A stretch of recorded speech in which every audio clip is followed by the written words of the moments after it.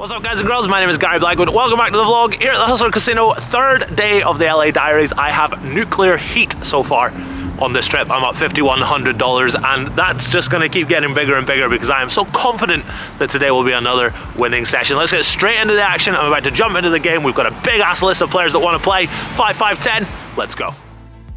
So we get the game started at 1 PM and it takes about 30 minutes or so before we get into our first notable hand of the day. I'm in the hijack with ace queen offsuit and I make it $30 to go. It folds to the button and he's going to pop it here to $110. When it folds back around to me, online versus the Euros, this would mainly be a 4-bet, but we're not up against Vadim from Belarus or Mikko from Finland here. We're up against Booker from Wisconsin and Carter from Tennessee, so I'm going to make the call here and see a flop. Little queen ball in the window for us. The flop is a good one. We have top pair, top kicker. I check and the button is going to continuation bet here for around about half pot. A very dry board and we can also be losing to some hands here, so it's a pretty easy check call for us. To the turn it is an offsuit 5. I check and the button decides to check back. He wants a free river and I'm really hoping he is connected with this river. It is an ace. I've got top 2 pair now and I would bet every other river in the deck, but I decide to get a little sneaky here and go for the check raise. Is my opponent going to take the bait? No, he knuckles back. I'm guessing he's going to hand like jacks or 10s and not the ace king I was hoping for.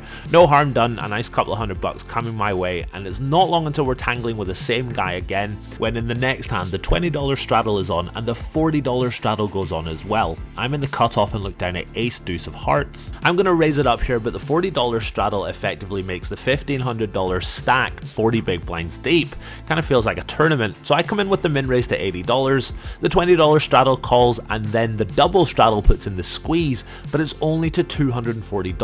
It looks so strong, but it's only $160 more, and the other guy is probably going to call as well, so we're getting really nice implied odds here to go 3 ways. I go ahead and make the call, as does the other player, and we're off to a flop with around $750 in there, hoping to catch a piece. It comes down 10-9-5 all black. Completely anticlimactic for us, but a little bit of hope when it checks round.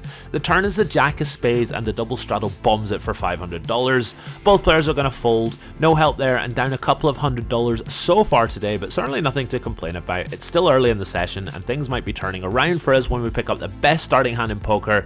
Wait, sorry, Jack 9 of hearts is the best starting hand. We've got the second best, pocket aces. The straddle is on and I make it $50 American in the cutoff. I get called by the middle blind, the big blind and the straddle 4 ways to the flop. It is a very, very safe looking queen 4 deuce rainbow. It checks to me and I want to charge anyone with a queen here, so I bet a little over half pot, going $125. I get one non-believer, the big blind calls and we heads up to the turn. Not the turn we were hoping for, it's another queen. The big blind checks and I actually don't mind a bet here. Lots of middling pairs that will still call and of course a flush draw now, but checking back is fine too, which is what I decide to do. Off to the river we go. Not much really changes here. It's an offsuit 8. The big blind picks up chips. He bets $200. I sigh and snap call. If he's got me, he's got me. Has he got me? Of course he's fucking got me. He turns over queen 9 offsuit for turn trips and these aces are officially cracked. In all seriousness, that happens sometimes. The hand feels well played, so what can you do? Moving on, just one orbit later, I'm in the cutoff again and pick up ace queen offsuit. The straddle is off again, so we're playing the regular old 5-5-10 game. The same player from the above hand is limped. I make it $50 to go. The button calls, the limper calls, and we're 3 ways to the flop. It is jack 10-5 rainbow. I've got 2 overs and a gutter ball to the nutter balls, so I'm going to bet here. I throw out $60. Only the limper sticks around to see the turn, which is the most pointless offsuit deuce of all time. That's not going to stop me from trying to win this pot though. I bet $200 trying to make my opponent fold a 10 or a 5, and if we do get called, we've still got some outs. We do get called again. Can we hit an ace, queen or king to improve our hand? We cannot. It is an 8 on the river and I decide to just shut this one down. Not going to try and bluff a guy who's called flop and turn. I announce ace high and my opponent looks very upset as he flips his cards over. He's got 10-8 for 2 pair. I thought he was annoyed because maybe he has king queen and he missed his draw, but he's annoyed because I didn't bet the river. Sorry about that, pal. Up next, we pick up allegedly the hardest hand of poker to play, and I'm going to show you guys exactly how to play it. I'm talking, of course, about pocket jacks. The hijack is made at $30 to go, no straddle again in this hand, and if this was MP versus EP, I could certainly get behind a call here, but cutoff versus hijack, I'm for sure re-raising. I make it $110 to go. It falls back around to MP, he makes the call, we're heads up to the flop, and there's baby paint in the window. It is jack 10-4. What's the only thing better than flopping a set of jacks? When of course your opponent starts reaching for chips, he bets $50. Kind of a weird blocker bet thing from my opponent, and if he had made it bigger or if the board was more dry, I could get behind a call here, but instead I'm going to fast play. I raise to $180. Not too big, I don't want to scare away his second pairs and his minimal equity gut shot type hands. Sure enough, he makes a call and there's a lot of draw completing turns, but this is not one of them. It's an offsuit 5 and I am for sure going to keep firing here. I bet $350 and I choose this size because I want to set up for a river jam if he calls on the turn. My opponent decides that he's had enough, he's not going to call the turn, instead he's going to go all in. I've got the effective nuts right now, so I absolutely snap call my opponent. I told you guys I was going to teach you how to play pocket jacks. You 3-bet them pre, flop top set, and have your opponent flop bottom set in the process. This is an ugly cooler. He's got pocket 4s. We do have one out to fade, and of course we fade it. If the river was a 4, you guys would have heard all about it before now. We score a full double up and drag in this pot worth over $3,000 in the process. And not only that, but it sends us into Profitville for the day. That might be changing soon though. I'm sure you guys are familiar with Max Payne Monday legend DK, the granddaddy of inflicting maximum pain on his opponents, and he's just sat down in our 5-5-10 game. In his honor, we put the straddle back on, and it's not long before we're involved in our first pot with him. He makes it 50 to go in the hijack, and I look down at 2 black queens. Easy re-raise spot, of course. I make it 225 to go.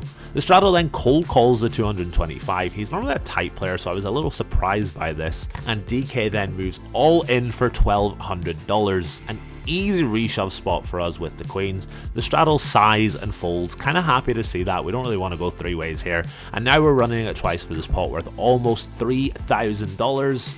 Hey, do your queens identify as kings? Well, they identify as aces, okay? You really like them. I'm so dead. Oh my god. Yeah, all of them? No way. Aces? What do you have? I have queens. What do you have? They're right here. What do you have fucking... But they identify as kings. Oh my god! Oh my god!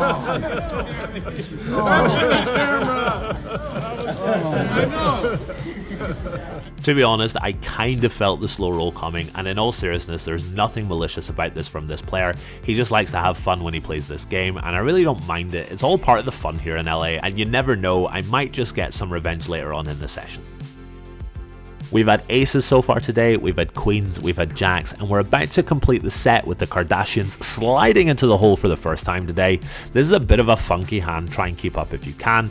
Our buddy DK has limped for 10, a second player limps as well. I make it $75 to go on the button. The middle blind is going to cold call, and then the first limper makes it $175 to go. I am slightly worried about running into aces here. The limp raise can always contain that hand, but that's not going to stop me trying to build a pot here. If he's got it, he's got it. I put in the re-raise to $475. He decides against re-raising me and just makes the call. To the flop with 4 figures in the middle, it is Jack 3 with 2 hearts. I want to c-bet here for sure, but definitely don't want to go too big. I make it $300 to go. My opponent thinks for a second, he makes a call, and then an offsuit 5 rolls off on the turn.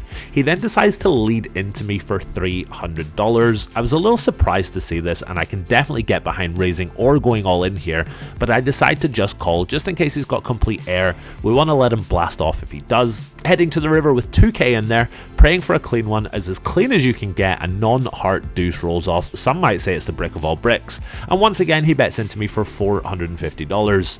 I've only got about $1,000 at this point. I decide against effectively min-raise shoving. I just call. There's a small chance we're beat here, and I'm not gonna lie, the sheer pain of raising and then getting slow rolled would be unbearable, so I just call. I announce my kings. He tells me I'm good and he mucks his hand. The dealer is pushing me this pot worth over $3,000. It's a very fun hand with lots of clicking and battling from both players, and if you think there was clicking in this hand, however, wait until you see what happens in the next hand. No straddle this hand, but the button is limped for 10. The small blind makes it 55 to go. I call in the middle blind with my 7-6 of hearts. The straddle calls, as does the button. We're going 4 ways to the flop. It is ace 5-5. No help to me, and I'm already finished with the hand. The flop checks through, and there's nothing to get excited about on the turn either. It checks round again, and another 10 rolls off on the river. poker. How is this hand relevant, I hear you ask? Just you wait and see. I'm not about that bluffing into 3 other players' life in live poker, so I check again, the straddle checks, and the button picks up $225,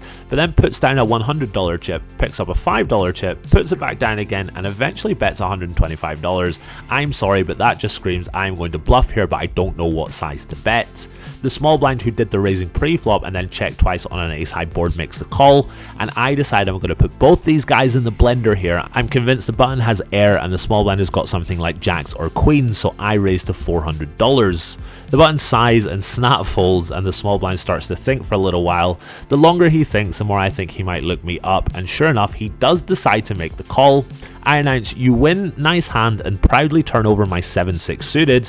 My opponent then tables his hand. What's he got? Queens? Kings? A slow played ace? Nope, he has Jack 9 offsuit. What the heck has just happened? It's an absolutely sick call for the chop. It has worked, and he tells me that afterwards he only called because he knows that I am good enough to be bluffing with nothing there. I'm delighted to be told that, but even more delighted to get half of this pot. On to our last sane hand of the day before some absolute carnage ensues. I've got ace queen for about the 10th time today. EP is limped. I've made it 60 to go on the hijack. Middle blind, big blind and limper all call. No respect for my raise whatsoever. 4 ways to the flop here. It is ace king 8 with 2 hearts. Pretty good for my hand and my range, so I'm going to see bet here. I bet $150. A little bigger than normal, but I'm sure you guys can work out why. Only the small blind calls. He's a local pro who I've clashed with a bunch of times in these vlogs before. And we're heads up to the turn. It is a really good one for me. Another queen to give us 2 pair. He checks again, and I of course am going to bet again here. I bet $360, setting up for a river jam if he makes the call. He does in fact make the call. I am praying for no jack, no 10, no heart, and sure enough it's an offsuit 3, which means that I can happily move all in here for $1,000 effective. I don't get snap called, which means my opponent doesn't have jack 10 or a set, so I definitely want called after a few seconds pass. My opponent doesn't look like he wants to fold. He knows that I'm capable of having a hand like queen jack or queen 10 here, but after a while he does fold his hand, accidentally exposing the 10 of clubs in the process. Good fold, buddy, for once I actually did have it. So after this hand, things started to get extremely silly. We did a couple of rounds of PLO bomb pots where I lost about $300. Bit of a win for me if you ask me. The players at the table then decided to do some flips. 4 of us put $350 in, and we got dealt a no limit hold'em hand and ran out the board. 555. That's good. Okay, turn please. I'll buy your hand right now for $100. My hand? I'll buy it right now. No. No, thank you. Oh, let's go. River, please, dealer. Put another 8 out there. Hold on, 150. Absolutely not. 8 of hearts. 200. 8 of hearts. 8 of hearts. Ooh, that's so good for me. That's the best. The way you run. Right, you go last because you got the most equity. DK, what you got? I don't know. Show one. 9. Jack. That's a good card. All right, me? Straight. Yeah.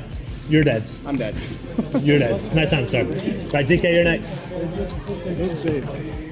Oh. Yeah, give me a price for your hand right now. What's the price? Wait. There is no price. You're king 9? Yeah, you're good. I'm dead. That's fine. Yeah, you're good. Yeah, just turn it. Turn it. You win. Nice hand. Hard you want my lucky 50s. Oh wait, I have 2 pair.